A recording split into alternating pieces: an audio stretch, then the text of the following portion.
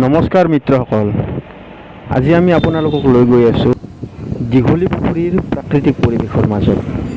আপোনালোকে চাই ভাবিছে দীঘলীপুখুৰীতনো কি চাব লগা আছে। আচলতে একো চাব লগা নাই, কিন্তু তাৰে যিটো শান্তিময় পৰিৱেশ, সেই পৰিৱেশটোহে মই আচলতে দেখুৱাব খুজিছোঁ।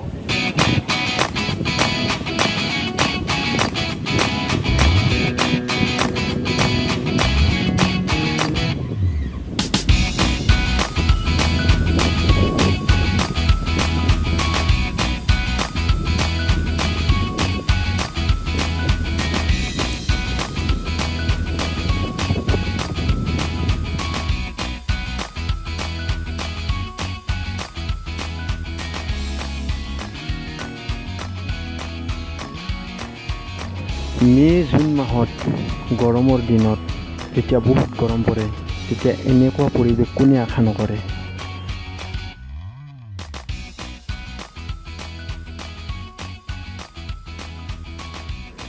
ফেমিলিৰ সৈতে আহিতো আৰু মজাই বেলেগ, বহুত আনন্দ।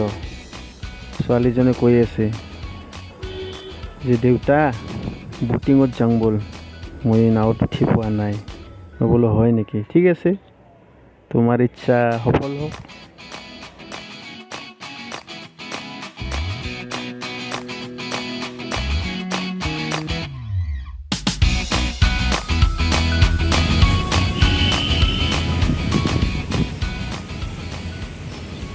সঁচাকৈ বহুত ধুনীয়া দৃশ্য।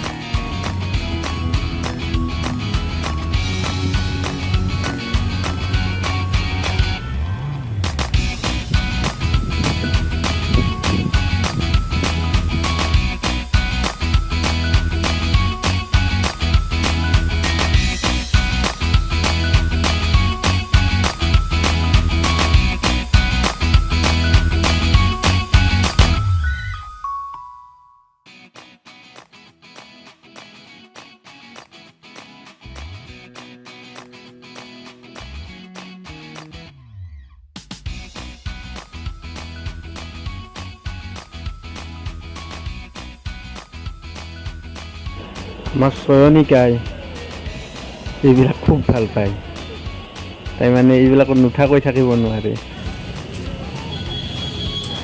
অৱশ্যে সকলো শিশুৰে এইবোৰ বৰ প্ৰিয়, তাৰ মাজতে আমিও আনন্দ উপভোগ কৰোঁ। সদ্য শেষত নাৱত উঠিয়ে পেলালোঁ। তাইৰ ইমান ফূৰ্তি আৰু তাইৰ ইমান অনুৰোধ তাইৰ মই মানে ৰক্ষা কৰিব লাগিব।